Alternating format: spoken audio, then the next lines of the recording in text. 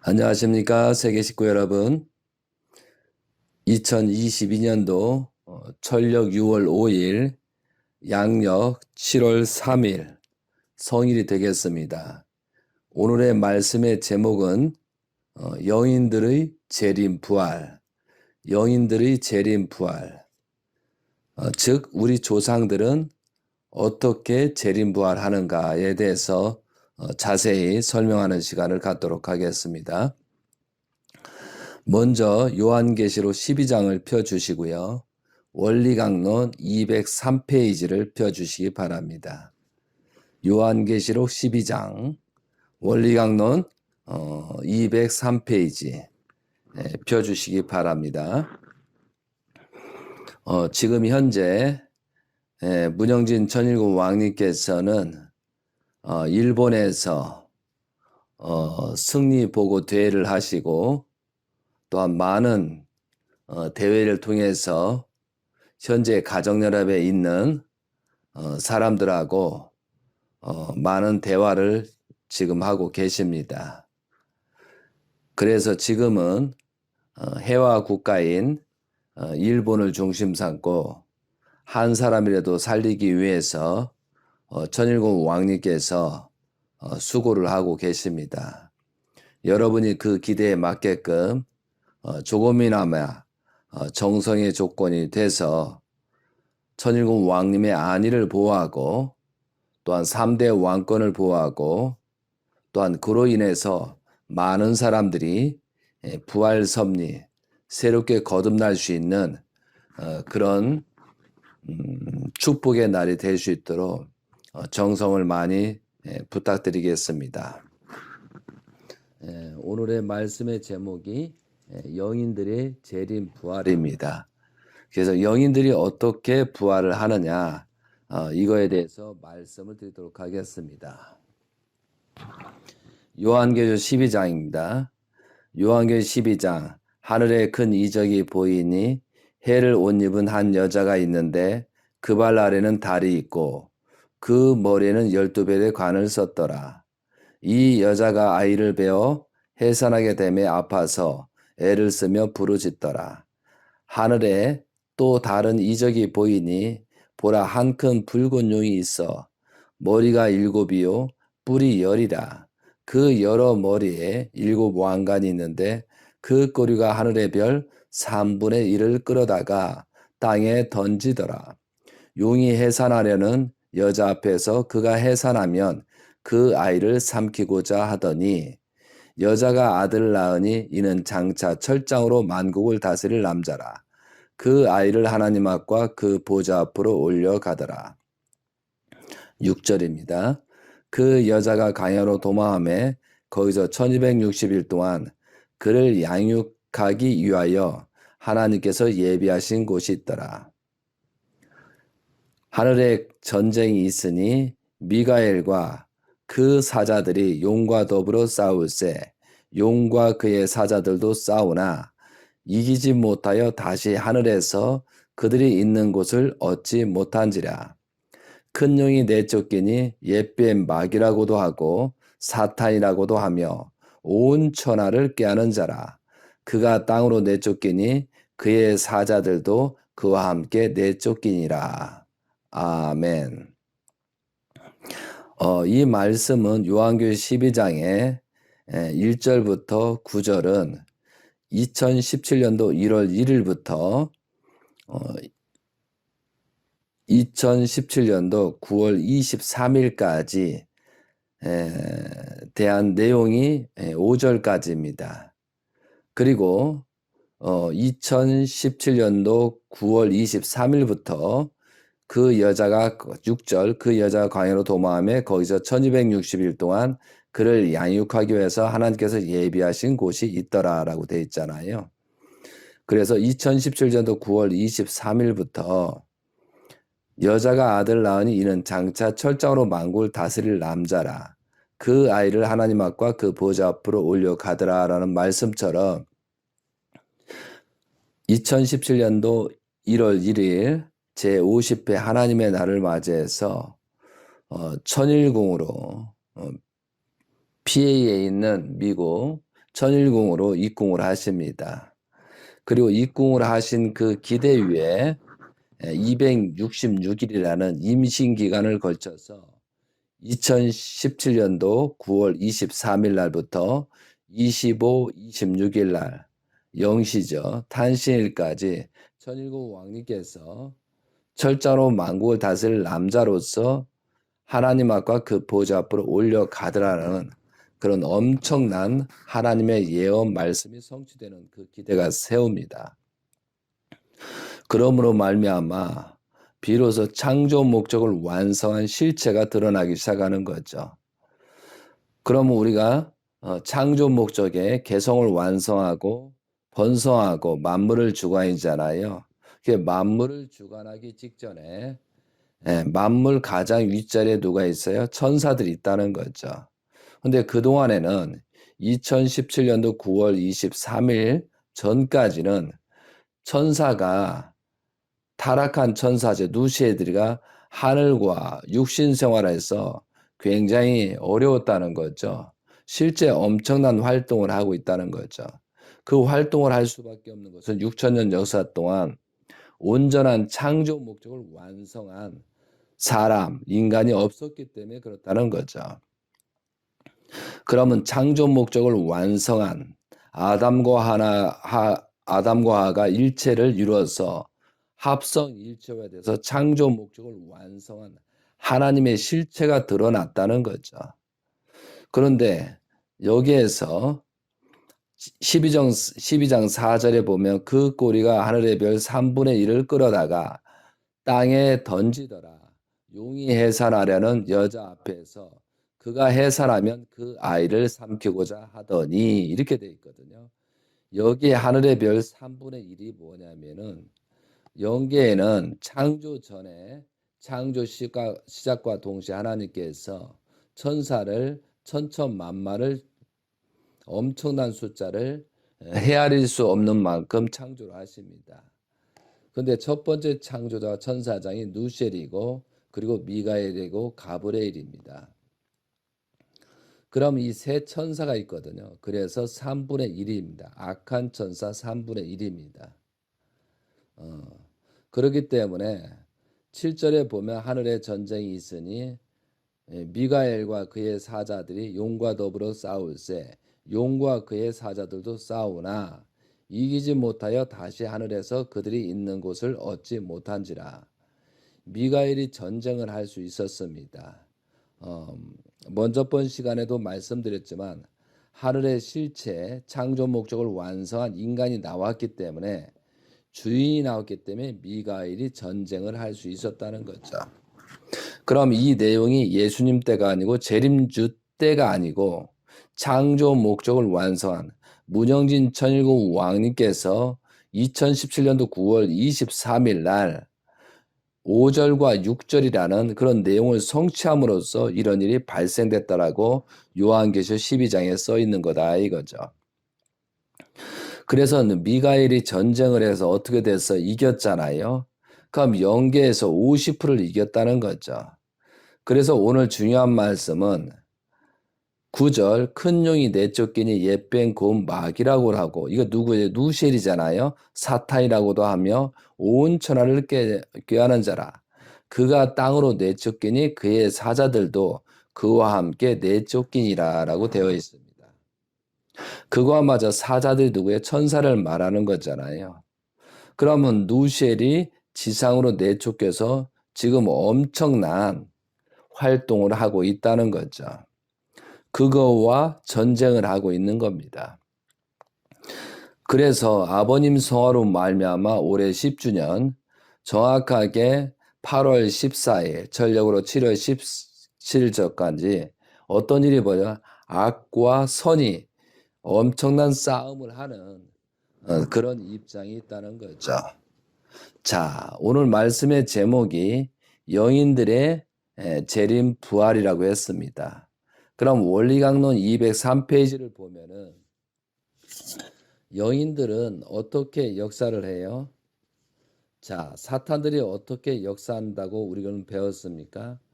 천사장 누셀로부터 역사가 시작돼 가지고 그리고 사자들, 천사를 통해서 악영인들한테 옵니다. 그럼 그 악영인들은 지상에 있는 악인들하고 연결됩니다. 그래서 그 악인을 통해서 누시에리가 사탄들이 역사하는 그런 작용이 생겨서 지금 마지막 때에 악령들과 선령들의 싸움이 시작된 거다 이거죠. 그러면 여러분들이 우리 조상들이 210대 조상들이거든요. 노아까지가 그렇다고 그랬어요. 근데 그 악령들이 왜 지금 가장 심판을 받는 이유가 뭐냐면은 그동안에는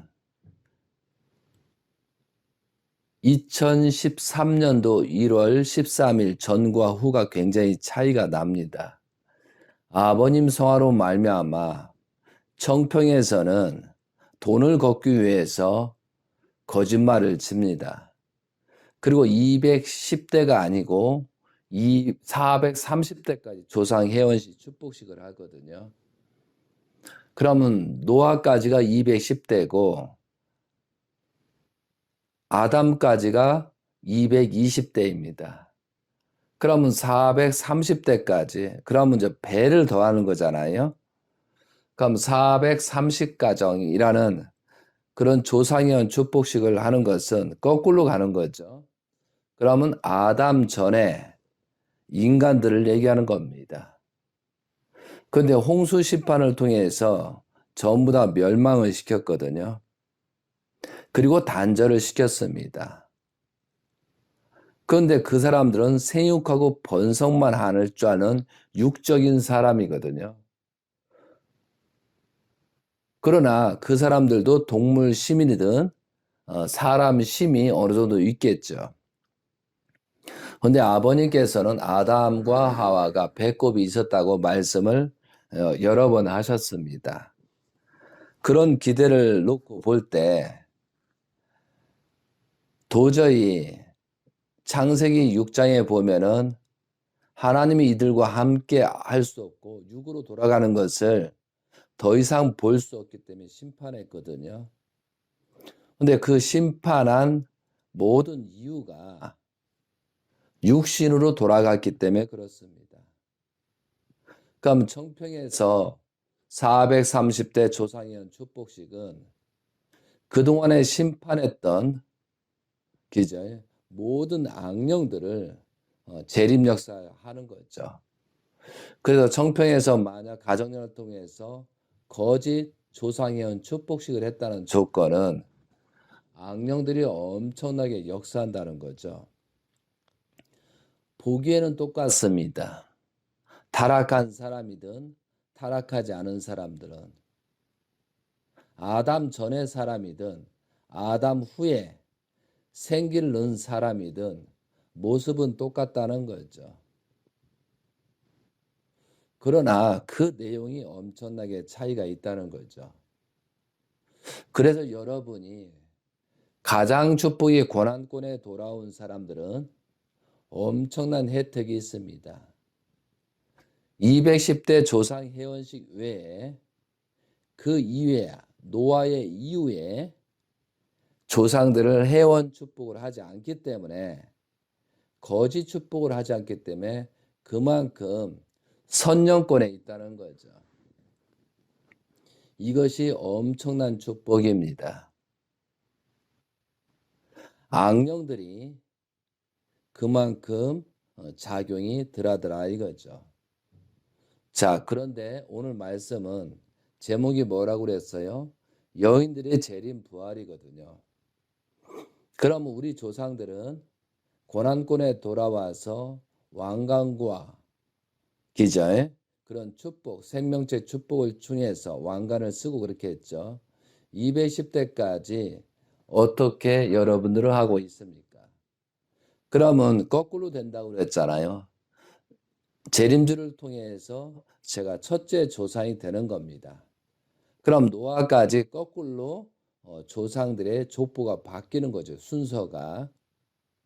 그러면 우리가 많은 조상들의 탕감 조건을 세워서 선조들이 하지 못한 모든 내용을 탕감 조건을 세워서 우리가 가야 되거든요. 그래서 이 조상들을 지상에 있으면 최대한 탕감 조건을 세우고 회개와 용서를 통해서 또한 하나님을 경외하고 이웃을 사랑하는 그런 많은 조건을 세워서 조상들을 부활시켜야 됩니다. 그럼 조상들을 부활시켜서 후손들한테 악령들이 악한 내용들이 가지 않도록 하는 것이 우리의 책임 분담이고 1세들, 2세들이 해야 될 내용이라는 거죠. 그럼 이 조상들을 어떻게 구원할 것이냐? 그냥 당연히 되겠지. 그래서 제가 이제 정성명단을 작성해서 조상들과 함께 할 수 있는 그런 조건을 제가 정성을 드리잖아요. 근데 여러분은 잘 모를 거예요. 왜? 영적인 감이 어둡기 때문에. 영적인 감성이 어둡기 때문에 어둘 겁니다. 그런데 저는 실질적으로 조상들의 정성을 들이면 실제 작용을 느낄 때가 있습니다.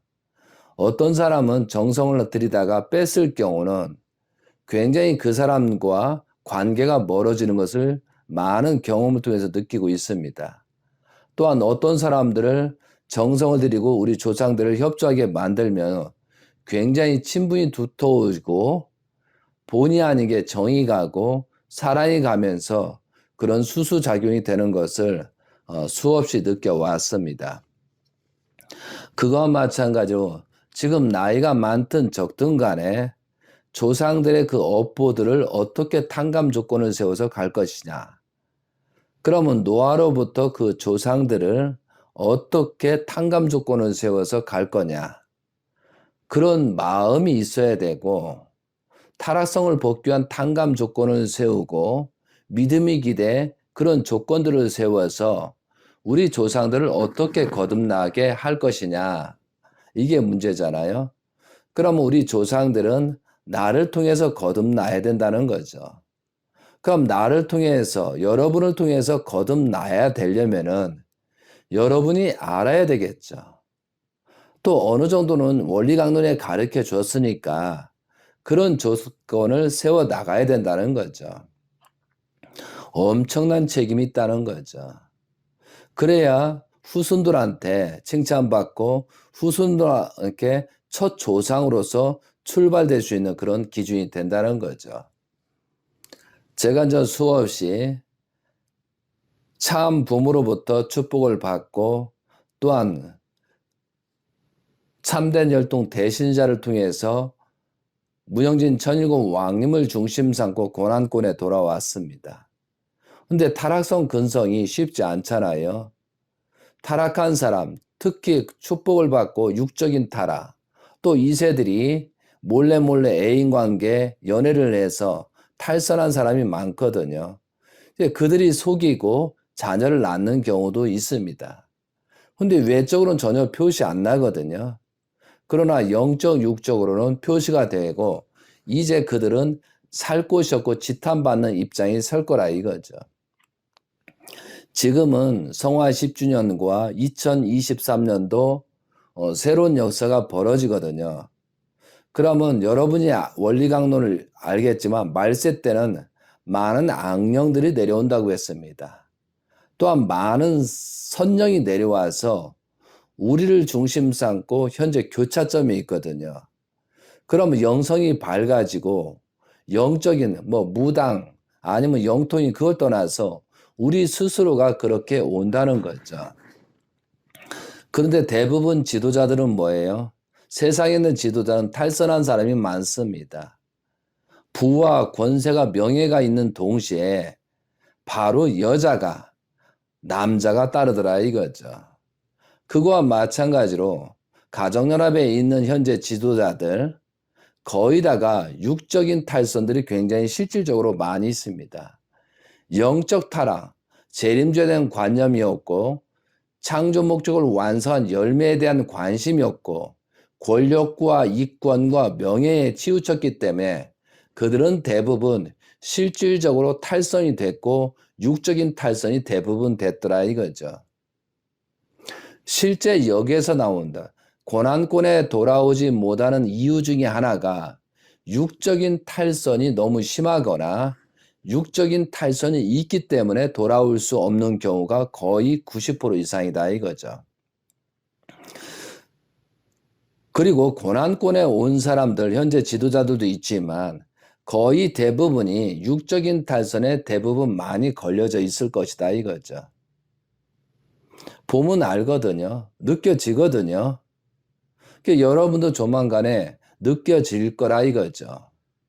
그래서 느껴졌을 때 그 사람을 어떻게 하겠어요, 여러분들이? 저 사람을 통해서 보다 왕님 앞에 가려고 했는데 그러지 못하고 저 사람한테 역주관 당했거든요. 예, 그랬을 때 심각한 내용이 생긴다는 거죠. 그래서 저는 천일국 왕님께 이제 미국을 10번을 갔다 왔는데 많은 사람들을 가까이 가게 만듭니다. 근데 왕님 앞에서 당당해야 되는데 주저주저하고 말도 제대로 못하고 뒤로 숨는 현상을 많은 식구를 통해서 보고 있습니다. 겉보기는 되지만 실질 내용에 있어서 그 사람이 왕님과 어떤 관계를 형성하고 있느냐 그런 걸 보면서 느낍니다. 그리고 왕님 앞에 거짓말 치는 놈들, 왕님 앞에 왕님이 하나님의 실체라고 했는데도 불구하고 왕님 앞에 기만하고 거짓말 치는 놈들, 이것은 권력과 입고가 명분 때문에 온 놈들이거든요. 그래서 이 지도자들이 책임자들이 왕님 앞에 거짓말 치는 것을 딱 봤을 때 참 그 사람이 참 대단하다. 양심과 가책이 없다는 거죠. 그만큼 그 사람한테 누셀의 영향이 있다는 거 아니겠어요? 그래서 여러분 하나하나가 얼마나 중요하고 나를 통해서 모든 조상들이 구원 섭리가 펼쳐지고 있는 지금 현실이라는 거죠. 그래서 자꾸 말씀드리지만 나이가 많든 적든 이게 중요한 게 아니고 지상 생활을 통해서 육신을 통해서 영인체가 성장한다고 원리 강론에 많이 있잖아요. 그럼 이 육신이 얼마나 중요하다는 사실을 깨달아야 된다는 거죠. 아담과 하와가 타락으로 말미암아 하나님의 성전이 되지 못했잖아요. 그럼 성전이 되지 못한 그 순간에 누시엘이가 집어넣었다는 거죠. 그래서 여러분의 마음을 넣은 거거든요. 그리고 아무리 부정을 하더라도 축복을 받더라도 그 혈통적으로는 누시엘과 피를 나누고 있는 우리 입장이라는 거죠. 그래서 우리 조상들은 때인 만큼 노력은 했더라도 많은 착한 사람도 있고 선한 사람도 있지만 사탄의 누셀의 핏줄을 받은 악령 역사를 하고 있는 입장이 대부분이라는 거죠. 그래서 우리 조상들이 협조하는 거 좋은 것도 협조하지만 대부분의 악한 입장에서 알지 못하고 무지하고 모든 내용에 대해서 굉장히 죄를 짓고 영계를 갔다는 거죠. 그 대부분이 선령도 있고 악령도 있지만 대부분이 악령이라는 거죠. 예, 그것을 우리들이 어떻게 탕감 조건을 세울 것인가 그런 것을 가지고 우리가 이 시간 넣고 있다는 거죠. 이것을 알고만 있느냐? 정말 인식하고 지금이라도 어떻게 할 것이냐? 그래야 우리 조상들을 한 사람이도 구원하고 그래도 악한 상태에서 선한 입장으로 단계별로 높일 수 있다는 거죠. 그래서 이 심정적인 부분을 가지고 양심적인 부분을 가고 영적인 부분을 가진 사람들은 쉽게 떨어지지 않습니다. 그런데 많은 무당들이 있고 그런 사람도 귀신에 휩싸인 거죠. 그러니까 이 귀신하고 무당하고 이 영통이라고 다릅니다. 이 귀신들은요, 악한 내용들을 작용해서 어떤 이권이 개입됐거든요. 그래서 이걸 조심해서 분별력 있게 가야 된다는 거죠. 그들의 목적이 뭐예요? 무당들이 돈을 요구하잖아요. 돈을 받기 위해서 하는 것은 그런 것은 조심해야 된다는 거죠.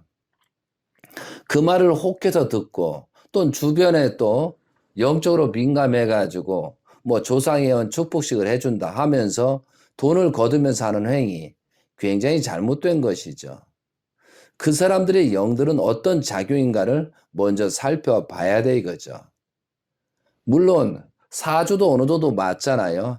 참고는 하되 이걸 완전히 믿고 가다가는 잘못하면 악령들한테 연결될 수 있다는 사실을 분명히 알아야 된다 이거죠. 그래서 많은 사람들이 꿈을 꿉니다. 많은 사람이 몽시를 줍니다. 이걸 분별력을 해야 된다는 거죠. 어떤 꿈을 꿨었을 때 자기는 어떤 입장이냐, 그 꿈속에서 자기 환경이 어떤가, 그런 말들을 하면서 하면 제가 들어주는데 자기는 쏙 빼놓고 그 꿈을 가지고 이용을 하거나 꿈을 가지고 자기식으로 해석하거나 꿈을 가지고 자기식으로 말을 하기 때문에 저는 듣고 싶지 않은 거예요. 그런데 진정으로 그 솔직하게 꿈의 전체의 내용을 파악해서 말을 한다고 하면은 그것은 몽시도 될 수 있고 어떤 계시도 될 수 있는데 그런 분별력 자체도 안 되다 보니까 저는 듣고 싶지 않는 거예요. 그래서 어떤 몽시를 받더라도 하나님을 중심 삼고 재림주를 중심 삼고 창조 목적을 완성한 그 기대에서 내가 어떠한 기대를 갈 것이냐 그런 입장으로 해석하면서 대부분 꿈의 95% 이상은 남을 얘기하는 것이 아니고 자기의 현재 입장이 그렇다는 거죠. 자기의 현재 입장을 가르쳐 주는 거거든요. 그것을 잘 해석해서 자기의 가야 될 방을 정해야 되는데 남들이 나타나고 남들이 꿈이 나타났다고 그래가지고 함부로 그 사람을 저주하고 공격하고 그렇게 될 것이다 하고 믿지 않고 신뢰하지 않는 것은 그건 큰 문제가 있다는 거죠. 그래서 꿈도 분별력이 있어야 된다는 거죠. 그러니까 평상시에 자기가 분별할 수 있는 능력이 있으면 꿈도 잘 분별해서 간다는 거죠. 그러니까 꿈을 많이 꾸는 사람들은 저 사람이 어떤 사람들은 천일국 왕님까지도 악한 입장으로 천일국 왕님이 이상한 행동을 하고 막 그렇게 꿈을 꾸는 사람도 많이 있거든요. 그리고 자기 주변에 온전하고 지도자로서 열심히 하는데도 그 사람을 이상하게 꿈을 꿔가지고 막 허무하고 헐뜯고 그러거든요. 그러면 그 사람의 평가라는 그 사람의 실적을 보고 현재까지 하던 과정들을 보면서 판단해야 된다는 거죠. 이게 꿈으로 망하고 꿈으로 실패하는 경우도 많이 종종 볼 수가 있다는 거죠. 이것이 전부 다 악령의 역사, 조상들의 역사가 된다는 거죠. 자, 원리강론 203페이지를 펴주시기 바랍니다. 낙원 외에 영인들이 재림부활. 그렇다고 제가 모든 조상들이 악한 영이라고 하는 거 아니에요. 대부분 환경이 그렇다라는 것을 말씀을 드리는 거예요. 자, 맨 밑에 줄 203페이지 원리강론 맨 밑에 줄입니다. 여러분이 이 내용을 꼭 알고 지금 현재 되어지는 현상들, 지금 나로 인해서 이루어지는 모든 현상들을 분석, 분립하면서 탕감 조건을 세워서 가야 되기 때문에 이 내용을 꼭 좀 한번 알고 가보자 이거죠. 자, 제가 먼저 읽도록 하겠습니다. 같이 합시다. 셋째로는 악영인들은 어떻게 재림부활하는가를 알아보자. 마태복음 25장 41절에 마귀와 그의 사자라고 한 말이 있다. 이 사자는 바로 마귀의 사주를 받아 움직이는 악영인체를 말하는 것이다. 세칭 유령이라고 하는 정체불명의 영물은 바로 이러한 악영인체들을 말한다. 그런데 이러한 악령들도 역시 재림하여 가지고 시대적인 혜택을 받게 되는 것이다. 그러나 악영인들의 역사가 모두 다 재림 부활의 혜택을 받을 수 있는 결과를 가져오는 것은 아니다.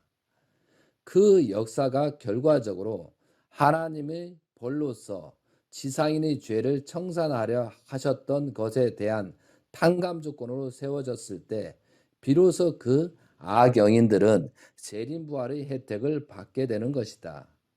그러면 악령의 역사가 어떻게 하늘을 대신하여 심판의 행사를 할 결과를 가져올 수 있는 것인가? 여기에 실례를 하나 들어보자. 이제 복귀섭리 시대적인 혜택으로 말미암아 가정적인 혜택권으로부터 종족적인 혜택권으로 옮겨질 수 있는 한 지상인이 있다고 하자. 그러나 이 사람에게 자기 자신이나 혹은 그 선조가 지은 어떠한 죄가 남아 있으면 그에 해당하는 어떠한 탕감 조건을 세워 그 죄를 청산하지 않고서는 종족적인 혜택권으로 넘어갈 수 없게 되는 것이다. 넘어갈 수 없게 되어 있는 것이다. 이때 하늘은 악영인들을 하여금 그 죄에 대한 벌로서 이 지상인에게 고통을 주게 하는 역사를 하게 하신다. 이런 경우 이 지상인이 그 악영인들이 주는 고통을 감수하고 잘 넘어가면 이것은 탕감 조건으로 하여 그는 가정적인 혜택권으로부터 종족적인 혜택권으로 들어가게 되는 것이다. 이때 그에게 고통을 주었던 악영인들도 그에 해당되는 혜택을 받게 된다. 이렇게 하여서 복귀섭리는 시대적인 혜택에 의하여 가정적인 혜택권에서 종족권인 혜택권으로 여기에서 더 나아가 민족적인 것으로 나중에는 세계적인 것으로 점차 그 혜택의 범위가 넓혀 나아가는 것이다. 그래야 새로운 시대적인 혜택권으로 넘어갈 때마다 그 섭리를 담당한 인물은 반드시 그 자신이나 혹은 그의 선조들이 지은 죄에 대한 탕감 조건을 세워서 그것을 청산하지 않으면 안이 된다. 여러분 여기에서 여러분은 얼마나 온전합니까? 정말 개성을 완성했습니까? 아니면 원리 강론을 얼마나 알고 있습니까? 또한 그동안에 살면서 얼마나 섭리적인 내용을 하고 조상들의 업보를 탕감 조건 세웠습니까? 근데 여기서 중요한 것은 축복가정이 다 같은 축복가정이 아니잖아요. 어떤 사람들은 악령의 역사에 대한 그 축복가정이 있고 또한 그래도 악하지만 선한 영들에 대한 협조해서 이 자리까지 왔거든요. 그러면 재림 예수님께서 축복을 할 때 여러분이 이렇게 온 것은 그래도 조상들이 협조하고 조상들의 공덕 때문에 이 자리에 와고 통일교에 와서 축복을 받았다. 또 지금 천일공 왕님을 중심 삼고 고난권에 온 사람은 그만큼 조상들이 협조해서 온 것도 있다는 거죠. 그러나 여기에서 한 가지 하나 더, 누시엘은 안 보내겠어요? 그러면 지금 권한권에 있는 사람 중 가장 악한 사람이 있고 가장 선한 사람이 격돌하는 그런 입장이 생긴다는 거죠. 그러면 지금 재림 예수님께서 많은 사람이 나쁜 짓을 알면서도 그들을 끝까지 사랑했다는 조건을 세우잖아요. 그거와 마찬가지로 천일공 왕님도 그렇게 하셔요. 특히 관리자들을 끝까지 사랑했다는 그 조건을 세워서 섭리를 하시잖아요. 그런 것을 보고 시기 질투해서는 안 돼요. 천일공 왕님께서는 하나님 같은 입장에서 지금 섭리를 진행하고 계시다는 거죠. 그런 관점에서 칭찬받는 거 굉장히 두려워해야 될 부분도 많이 있어요. 정말 지도자들이고 참된 의인들은 칭찬을 되도록이면 왕님은 하지 않습니다. 왜? 칭찬을 하는 것처럼 우리 성경에 욥이 있잖아요. 욥을 칭찬하니까 어떻게 사탄이 그답 조건을 세우고 들어오기 때문에 천일공 왕님께서 진정한 사람은 숨기더라 이거죠. 그리고 때를 기다리는 거죠. 그러나 갈 때가 얼마 안 됐어. 그죠? 이 사람은 어느 정도까지 예상을 하셨을 때는 막 칭찬을 합니다. 그럼 그 칭찬을 받은 사람은 정말 잘해서 칭찬을 받는다고 하면은 본인이 감사하지만, 내가 그럴 만한 기준을 세우지 못했는데도 칭찬을 받고 있어요. 그랬을 땐 조심해야 된다는 거죠. 그리고 자유와 책임이라고 했습니다. 어떤 사람을 선교사로 세우든 어떤 사람을 책임자로 세우든 그 사람이 원하면은 그냥 세워줍니다. 왕님은 축복해 줍니다. 네가 하겠다고 해서 해준다는 거죠. 그러나 그 축복 속에 엄청난 책임도 있다는 거죠.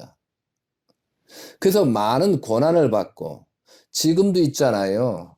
아버님 성화하신 지가 지금 10주년이 됐는데 아버님한테 이런 축복을 받았고 이런 고난을 받았다. 그걸 가지고 장사하는 놈이 있어요. 그리고 그 장사하는 놈들이 왕님 앞에 나타나서 아버님이 이런 지시를 하고 이런 사명을 해주고 이렇게 했습니다. 그러면서 거짓말 치면서 그걸 가지고 권력과 이권, 명예, 돈을 벌어들이는 그런 작자들이 많이 보이더라 이거죠. 그 당시에 아버님이 그렇게 어떤 힘과 권력과 책임을 주었으면 그 책임을 다해야 하지 못하고 성화했는데도 불구하고 그 사람은 깨닫지 못하고 왕님 앞에 와서 어떤 권력을 원하고 어떤 명예를 원하고 어떤 그런 돈을 원하는 그런 작자들도 많이 있더라니까요. 근데 왕님은 그런 말씀 안 하십니다. 왜? 불쌍하니까. 그리고 천일국 왕님은 하나님 같은 입장에서 실제로 하시기 때문에 그냥 책임을 잘하겠지. 자유를 주면서 지켜보고 있는 거죠. 그래서 우리가 여기서 중요한 것은 여기 원리 강론에 뭐냐면 악령들이 두 가지 역사를 한다잖아요. 나를 통해서 역사하지만 다른 사람을 통해서 역사해서 나한테 탕감을 치르게 하잖아요. 그래서 부부 간의 문제점, 자녀 간의 문제점, 특히 부부 간에 갈등을 많이 하잖아요. 그런데 한쪽은 고난권에 왔는데 아직까지 오지 못한 부부도 많잖아요. 근데 어느 시기가 지나니까 그 사람들은 왕님한테 가까이 가는 게 자꾸 멀어지는 현상을 저는 보고 있는 거예요. 어느 때가 돼서, 그죠? 부부가 함께 와야 되는데 그때를 놓치니까 가면 갈수록 멀어지는 현상이 생기더라는 거죠. 그랬을 때 정말 회개하고 근데 그 부부들은 서로가 너 때문에라고 욕하더라 이거죠. 그 하나의 고난권에 온 사람이 노력하지도 않고 목숨을 걸고 희생 봉사하면서 노력을 얼마나 했느냐 이거죠. 그 노력은 보이지 않으면서 너 때문에 자꾸 그렇게 비난만 하다 보니까 서로 그런 수수작용이 연결되니까 갈수록 멀어지는 현상이 생기더라 이거죠. 그래서 우리가 고난받을 땐 두 가지가 있어요. 내가 잘못해서 고난받는 경우가 있고 이렇게 조상들의 업보를 통해서 탕감 조건을 통해서 오는 내용들이 있다는 거죠. 그것을 잘 분별해서 지금 부인이 나를 공격하는구나. 또한 내 남편이 공격하는구나. 내 아들이 공격하구나. 내 친척 누가 공격하는 걸 보면서 잘 분별 있게 대처를 해야 된다는 거죠. 거기다 잘못해가지고 혈기나 기절 그런 공격을 보여서는 잘못하면 실패할 염려가 있다는 거죠. 자, 더 자세하게 내용이 나왔네요. 205페이지. 넷째 줄입니다. 다 같이 읽어봅시다. 그리고 이렇게 악인들의 역사로서 지상인의 탕감 조건을 세우게 하는 경우 거기에는 다음과 같은 두 가지 방법이 있다. 무슨 뜻인지 아시겠어요? 악년들의 역사로서 지상인들이 탕감 조건을 세우게 하는 경우가 두 가지가 있다는 거죠. 첫째로는 악영인으로 하여금 직접 그 지상인에게 접하여 역사하게 함으로써 그 지상인이 스스로 청산해야 할 죄에 대한 탕감 조건을 세워 나아가게 하는 방법이다. 그죠? 이것은 나한테 조상들이 내려오고 악령들이 내려와서 직접 나를 시련, 고통을 주고 그것을 벗어나게 하는 그런 탕감 조건이 있다는 거예요. 자, 둘째로는 그 악영인이 어떤 지상인에게 직접 역사하려는 것과 동일한 정도의 범죄를 행하려는 다른 지상의 악인에게 그 악인을 재림하게 하여서 그 악인으로 하여금 실체로서 그의 지상인에게 악의 역사를 하게 함으로써 그 지상인이 스스로 청산해야 할 죄에 대한 탕감 조건을 세워 나아가게 하는 방법이다. 이해되시겠어요? 두 가지가 있어요. 첫째는 그 악령들이 또한 우리 조상들이 나를 통해서 역사에서 고난과 힘들게 하고 그런 탕감 조건을 세워서 가게끔 하는 그런 조건이 생긴 거고, 두 번째는 나를 통해서 온 게 아니고 이웃, 옆 사람, 다른 사람을 통해서 그 사람 통해서 악하게 해서 나를 공격을 해가지고 그 공격을 해서 내가 회개하고 용서를 빌고 잘 참음으로 말미암아 탕감 조건을 세우는 두 가지 방법이 있다는 거죠. 그럼 악령들이 나를 통해서 오는 거하고 다른 사람은 뭐 남편이든 부인이든 애들이든 다른 친구든 악한 뭐 관리자든 무리를 통해서 오는 두 가지 방법이 있다는 거죠. 그것을 잘 분별해야 된다는 거죠. 이해되시겠습니까?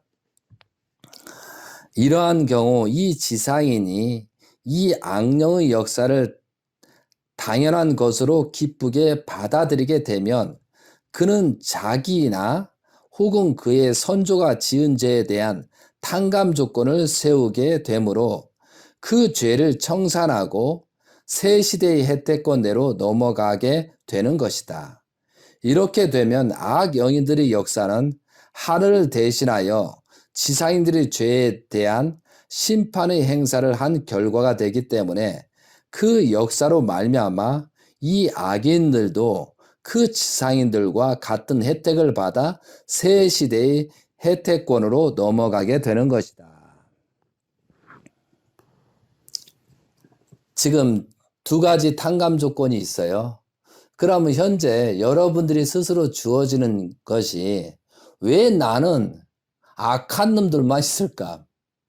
왜 주변에 선한 사람은 없고 악한 사람만 있을까? 그것을 한탄하는 사람이 있다는 거죠. 그러면은 이건 내 자신이 잘못해서 되는 경우도 있고 또한 업보가 있다는 거죠. 그러면 가장 선한 사람은 가장 악한 사람이 그만큼 탕감 조건을 줄 수도 있다는 거죠. 그래서 지금 아버님 10주년을 놓고 지금 한 42일 남았습니다. 제가 지난 시간에도 말씀드렸던 지금 이 시간은 말세고 새로운 출발이거든요. 그러면 모든 악령들이 내려온다고 그랬잖아요. 지금 자 요한계시록 12장 9절을 볼까요? 12장 9절 보세요. 큰 영이 넷째 꾼이 옛뱀 곧 마귀라고도 하고 사탄이라고 하며 온 천하를 꾀하는 자라. 그가 땅으로 내쫓기니 그의 사자들도 그와 함께 내쫓기니라. 그러니까 2017년도 9월 23일 이후부터 그 전보다는 엄청 악령 역사가 되고 있는 거예요. 그러니까 지금 미국에서, 일본에서 왕님이 말씀하는데 그들은 전혀 깨닫지 못하고 오히려 가정연합춤에서 그 악령들이 와서 역사하는 모습이거든요. 근데 그 악령들을 어떻게 부드럽게 정리하잖아요. 악령들에게 지시를 하는 겁니다. 그게 도저히 악령들은 그걸 들을 수가 없어요. 그러니까 큰 소리 치고 나가는 거거든요. 근데 처음에 나간 사람도 있고 나중에 나간 사람마다는 그 악령의 역사가 단계가 다르기 때문에 그렇거든요. 그래도 그 집회에 참석한 것은 그 악령들도 있고 선년들이 있기 때문에 그래도 이 시간을 통해서 거듭나라라고 거기까지 발걸음이 온 거거든요. 근데 왕님께서는 시험을 주시는 거거든요. 근데 시험을 주고 견디고 버티면은 듣기 쉽지 않고 그, 그 양심과 본심의 가책을 느끼거든요. 그러면 거기에서 혈기가 나오는 거예요. 더 이상은 여기 있으나. 그러면 그 악령이 더 이상은 여기 있으면 내가 당한다 해가지고 그 육신한테 충격을 줘가지고 그 현장을 잊지를 못하게 만들고 벗어나게 만들잖아요. 그러면 수십 가지 종류가 있다는 거죠. 그리고 그 말씀을 끝까지 듣고 나서 아, 이게 아니구나 깨닫는 사람도 있을 거란 말이죠. 이해되세요? 지금 제가 굉장히 우려하는 부분이 있습니다.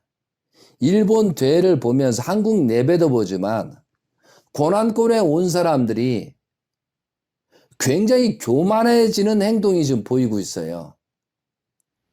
그만큼 혜택을 받고 고난권에 왔는데 이것은 조상들이 엿보고 자기가 잘해서가 아니고 그만큼 혜택권에 있는 거거든요. 그런데 지금 가정연합에서 그렇게 대회에 와가지고 집회에 와가지고 난리를 피니까 자기들이 어떤 입장인가를 착각하는 것 같아요. 고난권에 왔다고 해서 회개하고 탕감 조건이 없다는 이런 회개하고 용서 빌 필요가 없고 우리는 그만큼 얘들보다 우수하다는 우월주의, 자만, 교만에 빠질까 봐 지금 굉장히 염려를 하고 있어요. 지금 왕님이 하나님의 실체로서 지금 하고 있잖아요. 그러면 그런 정성의 조건이 안 됐고 왕님이 편안하게 집회를 할 수 있고 승리할 수 있게끔 그런 집회와 환경을 만들어야 될 책임이 고난권에 온 사람의 책임이란 말이죠. 근데 지금 사탄들과 악한 사람하고 직접 왕님하고 대면하게 만들고 있다는 거예요. 그러면 결과적으로 뭐가 부족해? 정성이 부족하다는 내용도 되잖아요. 심각한 정성의 모순이 생겼기 때문에 이런 결과가 온다는 반대의 생각도 해야 된다는 거죠. 근데 그렇게 하지 못하고 왕님이 사탄하고 직접 대면해서 싸우고 그들을 공격하고 그들을 방어하는 그들을 회개시 그런 장면을 보면서 한편으로는 굉장히 안타까운 거예요. 그렇다고 한국이 잘했다는 거 아니에요. 오히려 한국은 차단해 버렸잖아요. 엄청난 양면성이 있다는 거죠. 그래서 그 집회가 되기 전에 성령으로 성별을 해서 좀 정리를 했으면 좋겠어요. 그리고 그게 안 되면은 더 성령을 하든 어떤 방법의 조건을 세워서 왕님이 편안하고 복귀 섭리를 진행할 수 있는 그런 조건이 됐으면 좋겠다는 거죠. 한국에 있든 세계에 있든 그런 장면을 보면서 우리가 너무나 왕님을 사탄들한테 노출시키지 않느냐. 사탄들한테 너무나 괴로움을 당하게 하는 게 아니냐. 고난권에 온 사람은 양면성을 가지고 생각을 하셨으면 좋겠어요. 우리의 책임이 뭐예요? 왕님의 안위를 보호하고 왕님의 가정을 보호하고 3대 왕권을 보호하고 왜요? 그만큼 고난권에 들어온 축복식과 왕관식을 했고 생명체 입조식을 받은 우리 입장이란 말이죠.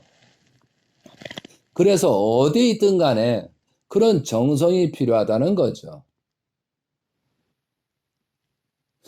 왕님을 놓고 현재 일본의 행사를 보고 제3자의 입장에서 정확하게 분석해서 나는 어떠한 조건을 세울 것이라는 생각을 하셔야 된다는 거죠.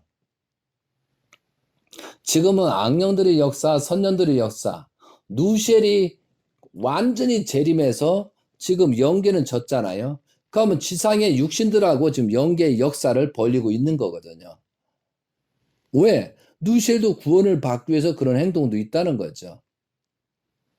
그래서 이 내용을 여러분이 이해를 못할 거예요. 그래서 한 100번이고 1000번이고 계속 읽어보세요. 제가 왜 읽으라는 이유가 뭔지 아세요? 알아야 되거든요. 그래야 자기가 어떤 영적인 작용이 생기는가를 완전히 분석할 줄 알아야 된다는 거예요. 그래야 거듭날 수 있다는 거죠. 정말 우리는 시대적인 혜택을 받았습니다. 재림주 시대에 살고 있습니다. 더군다나 고난권에 온 사람은 3대 왕권 속에 하나님의 실체를 쓴 천일국 왕님하고 함께 있다는 거예요. 근데 그때 책임 분담을 다하지 못하면은 더 악한 입장에 떨어지고 더 죄값을 치르게 된다는 사실이죠. 예수님 당시에 유대 민족이 얼마나 축복을 받았습니까? 그러나 그들은 따르지 못했어요. 결국은 예수님이 십자가의 길을 간 다음에 40년 후에 완전히 예루살렘이 망해버리잖아요. 예루살렘은 예수님이 태어난 곳이잖아요. 그 지역이잖아요. 베들레헴이나. 완전히 초토화돼 버렸습니다. 그거와 마찬가지로 지금 말세의 시점이 있기 때문에 그래도 부족하지만 아버님이 성화하셨지만 아버님이 성화한 원인, 아버님이 성화를 왜 하셨을까? 그 목적이 뭘까? 왜 예수님 때는 성화하시고 나서 십자가의 길을 가고 나서 40일 동안 영적 역사를 했는데 왜 재림주 때는 40일 동안 영적 역사가 없을까? 아무도 그 계시 받은 사람이 없어요. 아버님 성화로 말미암아 40일째. 그러니까 청평의 김연함이 어머님과 나만 봐주시다 그런 헛소리하고 그런 거짓말 사기치잖아요. 재림주가 재림할 수 있어요? 재림주가 재림한다는 것은 실패했다는 얘기잖아요. 근데 여러분이 원리강론의 44페이지 창조 목적이잖아요. 창조 목적을 완성했고 창조 목적을 완성해 승리했기 때문에 재림할 필요가 없는 거예요. 그 창조 목적을 완성한 열매가 움직이는 거다 이거죠. 많은 사람이 성경을 볼 필요 없다. 특히 사도 요한을 통한 하나님을 통해서 요한계시는 볼 필요가 없다. 지금도 고난권에 온 사람들이 그렇게 말한 작자들이 있거든요. 이 통일교회가 가장 실패한 원인 중에 하나가 뭐냐면요. 예수님과 문선명 재림주를 분립했어요. 예수님의 영이 문선명 재림주한테 역사한 거거든요. 같은 분이거든요. 같은 사람이거든요. 똑같은 분이거든요. 그러면 성경에 말씀한 예수님의 말씀이나 천성경이나 아버님 8대 교배가 똑같거든요. 근데 그걸 분립하는 거예요. 이 무리들이. 꼭 예수님 때 유대민족과 세례요한하고 그래서 싸울 때 이 제자들이 무지해가지고 너와 나하고 싸우다는 그런 당파 싸움을 했다는 거죠. 권력 싸움을 했기 때문에 세례요한이 오기도 어려웠다는 거예요. 이 통일교에 온 작자들이 더 예수님을 알아야 되고 아버님을 알기 위해서는 성경을 중심 삼고 예수님과 아버님의 일체라는 사실을 알면서 가야 되는데 그러지 못하고 갔다는 거죠. 그러므로 말미암아 오히려 원리강론 때문에 원리강론 책자가 문제아니고 원리강론을 통해서 오히려 싸우는 그런 입장을 취한 거다 이거죠. 자, 고난권에 온 사람들, 지금 고난권에 온 사람들은 정말 왕님을 중심 삼고 축복을 받아 여기 왔잖아요. 그러면 누구보다 가정연합보다도 기독교보다도 더 회개하고 용서 비는 모습이 벌어져야 되거든요.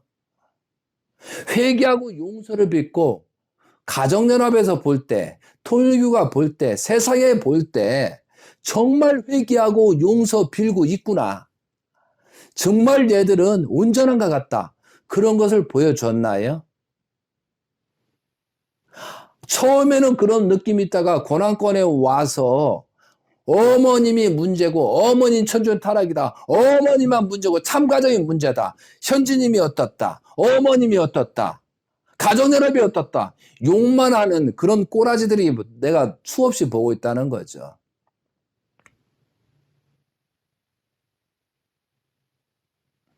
이해되세요? 무슨 뜻인지? 지금 여러분의 위치에서 정말 아버님 성화에도 회개하고 왕님을 제대로 모시지 못해서 회개하고 정말 어떻게 거듭나고 정배와 정성 속에서 그 기대를 세워 부족함을 알면서 지금 내가 오늘 원리강론 읽었는데 얼마나 여러분을 인지하고 있냐 이거죠. 요한계시록에 있는 거 인지하지 못해서 무지한 것을 회개하고 용서 빌면서 그래도 여기 왔다는 혜택권, 시대적인 혜택, 시간적인 혜택, 왕님이 그래 축복해도 그런 혜택을 가지고 거듭나는 여러분이 되어야 하나요? 2015년부터 2016년부터 본격적으로 여러분이 시작했죠. 16, 17, 18, 19, 20, 21, 22년 지금 7년 동안에 여러분이 어떤 모습이 있었느냐 이거죠. 회개와 용서 빌 필요 없다. 이 천사장한테 역주간 당해가지고 완전히 교만해졌잖아요. 일본 대회가 지금 3번째 했습니다. 이제 2번째, 3번째 남았는데 정말 그 사람들한테 왕님은 그렇게 말씀할 수 있어요. 근데 그들이 왔었을 때 정말 여기까지 너희들 거듭나지 못하고 우리가 현재 이러고 있어서 미안하다 하는 마음, 죄송한 마음으로도 그들을 대했으면 좋겠다는 거죠. 무슨 뜻인지 이해되시겠죠? 정말 교만하면 안 됩니다. 어떤 쌍놈의 새끼는 회개하고 용서 빌며 우리는 고난권에 왔다. 고난권에 온 순간부터 욕을 맞고 먹었으니까 우리는 회개와 용서 빌며도 왜 회개하고 용서를 빌어야 되냐고 자꾸 주장하냐고 저한테 얘기하거든요. 그런 미친 개새끼도 있다니까요. 성경의 기본도 안 되는 거예요. 지금 기독교 역사가 예수님의 십자가에 가서 통곡에 우리가 지금 살아있는 자체가 우리 선조들이 살아있음으로 내가 연결됐기 때문에 예수님의 십자가 보혈로 우리가 태어나니까 우리가 죄이다. 우리가 십자가의 일을 가야 된다. 그런 2000년의 회개의 역사가 벌어졌는데 그걸 알고 있잖아요. 근데 고난권에 온 자들이 회개와 용서 빌 필요가 없다. 우리는 여기까지 와서 잘났다. 꼭 예수님 제자들 무식한 새끼들하고 똑같은 입장을 취하고 있다는 거예요. 유토피아에 있든 어디에 있든 간에 정말 생각을 잘해야 된다는 거죠. 회개와 용서 빌 필요가 없다면 하나님이 떠나버린다니까요. 왕님이 떠나버려요. 붙들어 줄 수 있는 그런 매개체가 없잖아요. 지금 천일국 왕님께서는 너희들이 네 마음과 몸에 하나님이 거하지 못하는 사탄이 거하는 사탄이 있는 그런 입장이 이걸 회개하고 용서해 그런 마음으로 성령 치유를 받아야 된다라고 수없이 얘기를 하잖아요. 말씀을 그렇게 하시잖아요. 그래도 깨닫지 못해 이 무지한 새끼들이.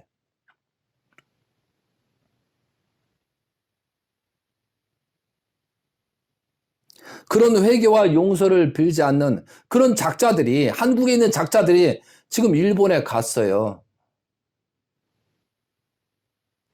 오히려 악령 역사가 역사할까봐 지금 제가 불안하고 있어요.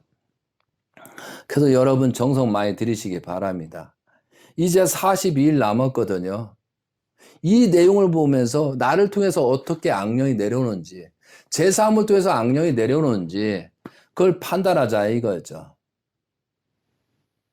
저는 지금 아벨 기독교를 전도하려면 우리가 통일교가 어떤 문제에 있고 고난권에 어떤 문제가 있고 지금 천일국 왕에서 왜 저럴 수밖에 없고 왜 참가정이 어렵게 됐는가를 진실을 밝혀야 되거든요.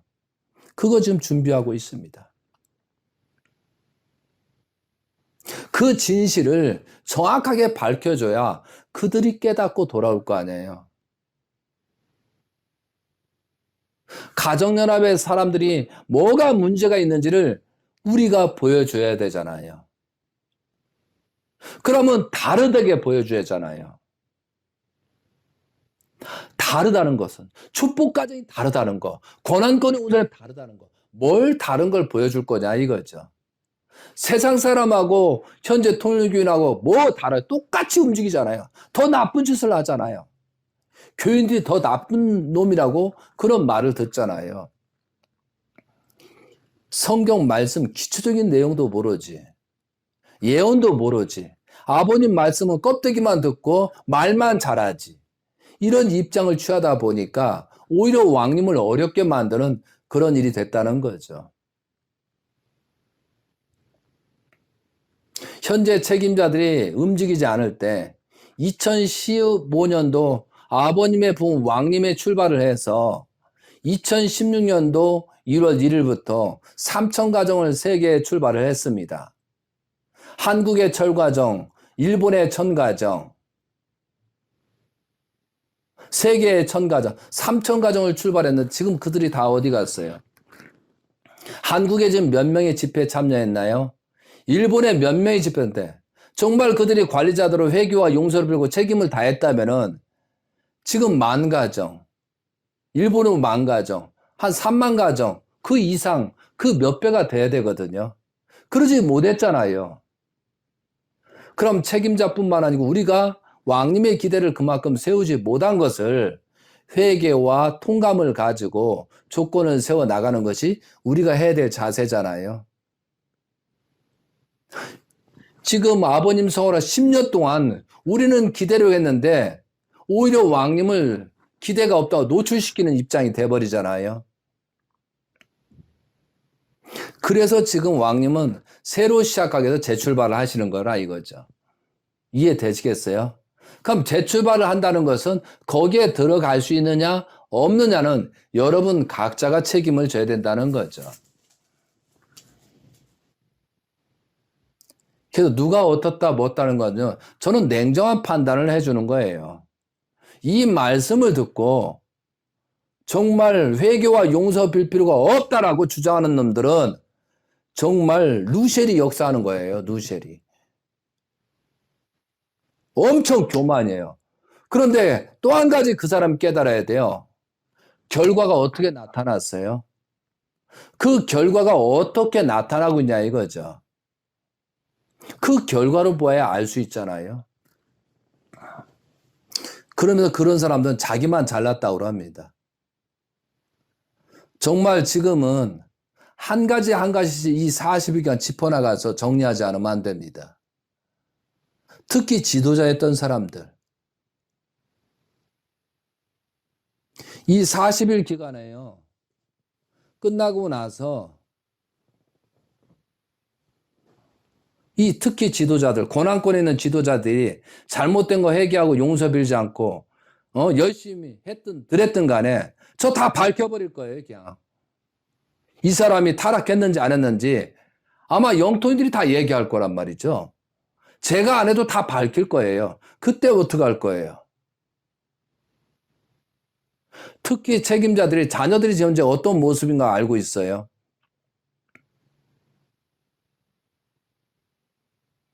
어떤 책임자는 자기 자식은 오지 마라. 아직 때가 안 됐다. 여기는 어렵다. 여기 오면 개고생이다. 오지 마라. 그런 작자들도 있다니까요. 완전 육적인 인간이죠. 우리가 그렇게 거듭나는 모습을 보여야 된다는 거죠.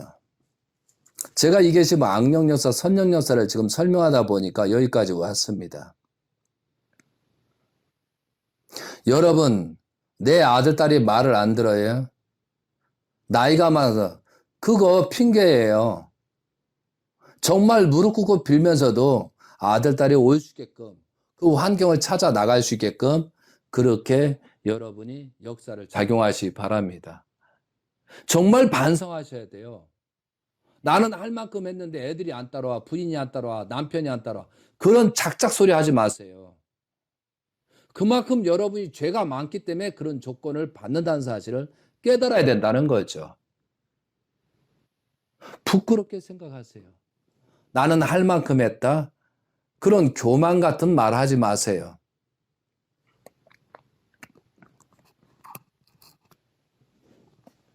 우리가 그걸 조금이라도 탕감 조건을 세워야, 우리가 그러한 조건을 믿음의 길에 실체의 길에 세워놔야 왕님께서 고생을 덜 하시죠.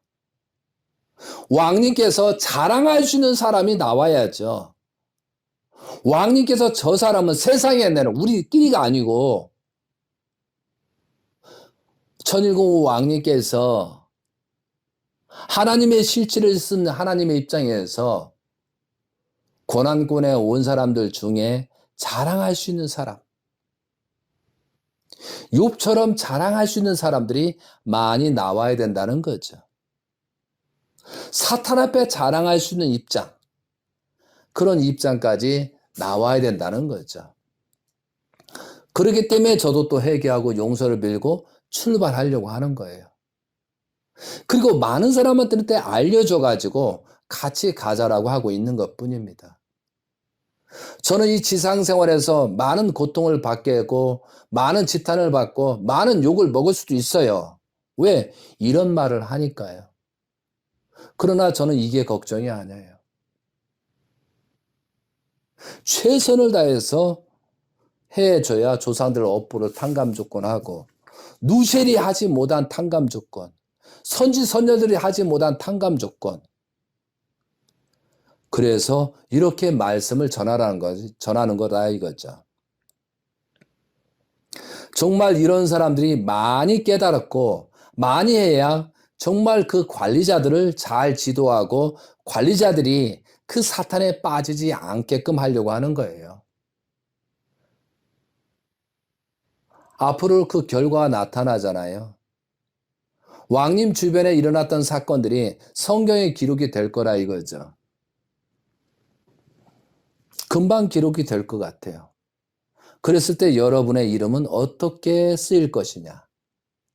고난권에 와서 회개와 용서를 필 필요가 없다라고 그렇게 성경에 누구누구라고 기록이 될 거란 말이죠.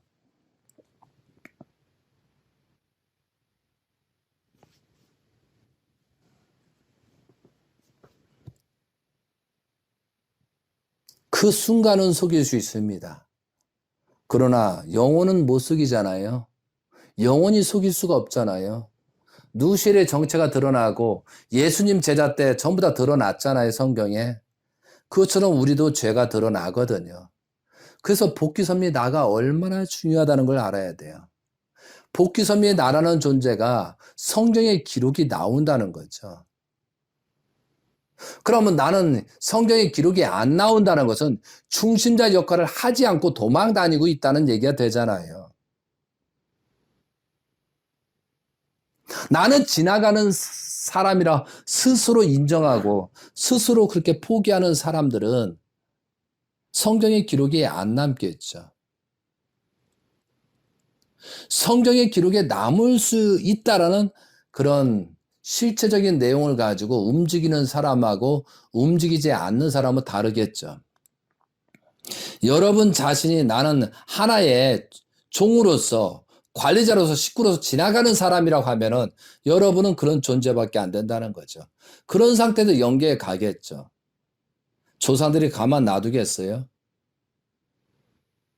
그동안에 6천년이라는 그런 섭리 노정에서 그렇게 혜택을 너를 보내놨더니 그 뭐냐 하고 실적도 안 쌓고 우리 탕감 조건도 세우지 못하고 영계에 왔냐? 가장 지옥에 고통을 받잖아요.